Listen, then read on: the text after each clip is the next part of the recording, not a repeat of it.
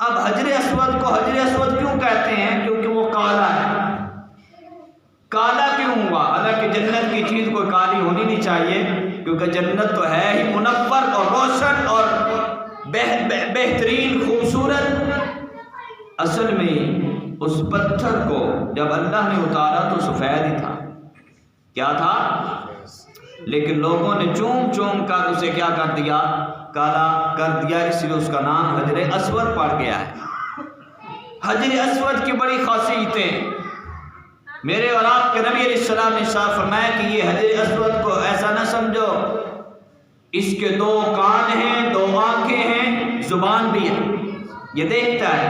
جتنے بھی لوگ حج کرنے کے لیے جاتے ہیں ان سب کے بارے میں کیمرے لگے ہوئے ہیں حجر اسود کے اندر، اور دیکھ رہا ہوتا ہے کون کون بندہ اللہ کے گھر کا طواف کر رہا ہے۔ حجر اسود کو پتہ ہے۔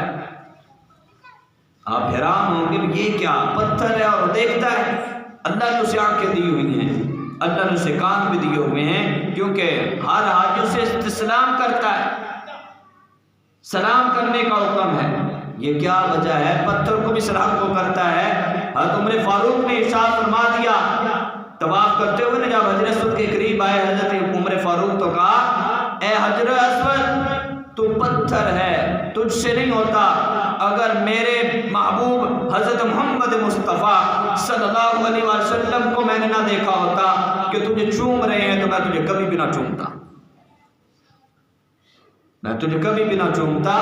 حضور نے تجھے چوما ہے تو میں بھی تیرا بوسہ لیتا ہوں۔ تو حجر اسود یہ اللہ نے اتارا، اس کے اوپر چڑھ کر حضرت ابراہیم علیہ السلام نے اللہ کے گھر کو تعمیر فرمایا۔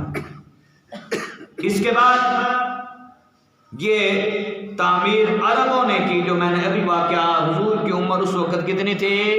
35 سال۔ کتنی؟ ابھی نبوت نہیں ملی، 40 سال نبوت کا تذکرہ بھی کریں گے آج کے خطبے میں۔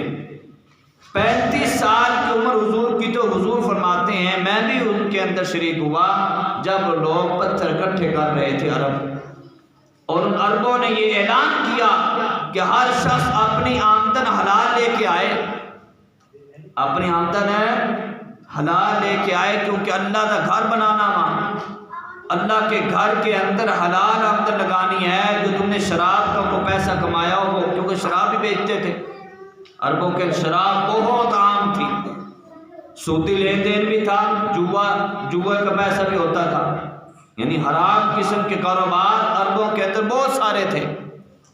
تو حضرت